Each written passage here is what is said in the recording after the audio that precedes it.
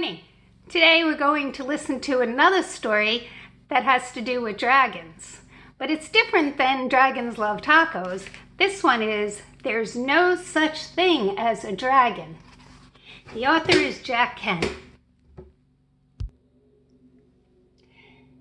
Billy Bixby was rather surprised when he woke up one morning and found a dragon in his room. It was a small dragon, about the size of a kitten.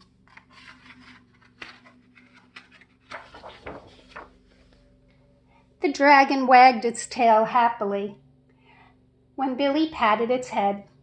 Billy went downstairs to tell his mother.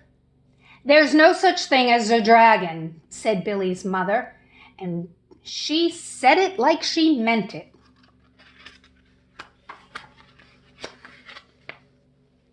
Billy went back to his room and began to dress. The dragon came close to Billy and wagged its tail, but Billy didn't pat it. If there's no such thing as something, then it's silly to pat it on its head.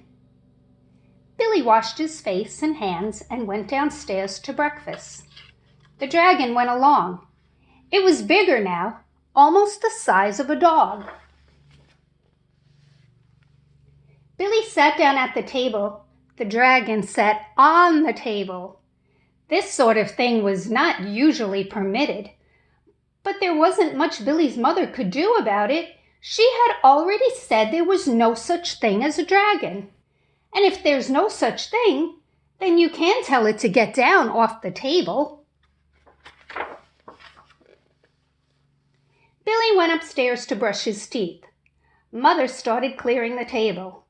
The dragon, who was quite big, by this time made himself comfortable on the hall rug and went to sleep. By the time Billy went back downstairs, the dragon had grown so much he filled the room.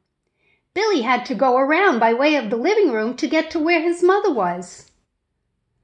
"I didn't know dragons grew so fast," said Billy. "There's no such thing as a dragon," Mother said firmly.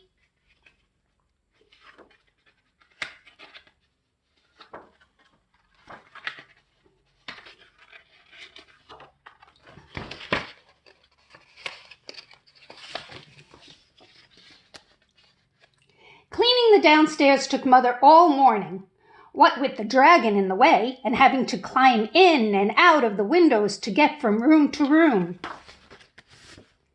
By noon, the dragon filled the house. Its head hung out the front door, its tail hung out the back door, and there wasn't a room in the house that didn't have some part of the dragon in it.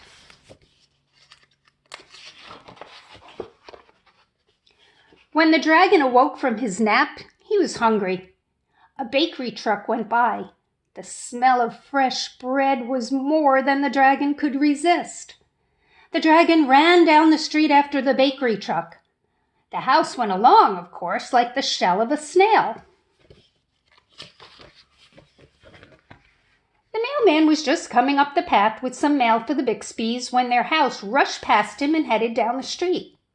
He chased the Bixby's house for a few blocks, but he couldn't catch it.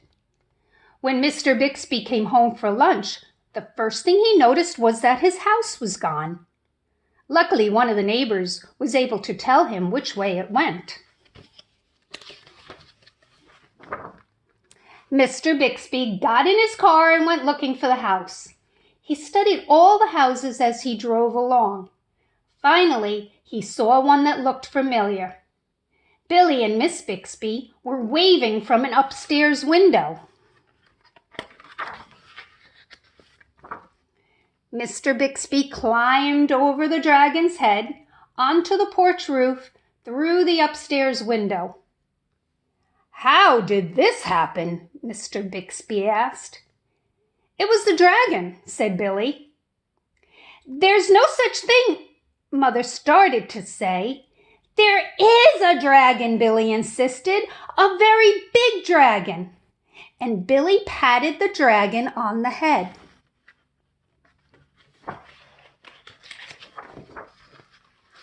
The dragon wagged his tail happily.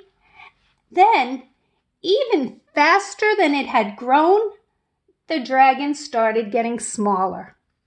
Soon, it was kitten size again.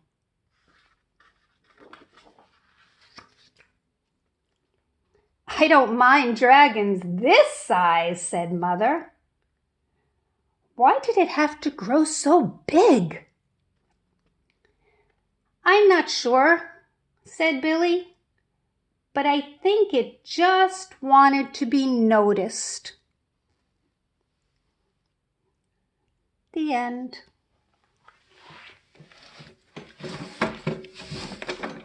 Boys and girls, I hope you enjoyed listening to our new dragon story.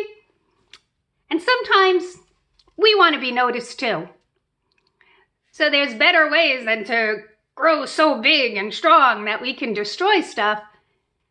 It's easier to just say, "Hey, look at what I'm doing. Isn't this awesome?" So have fun for the rest of the day. I'll see you soon for another read aloud. Bye, kids.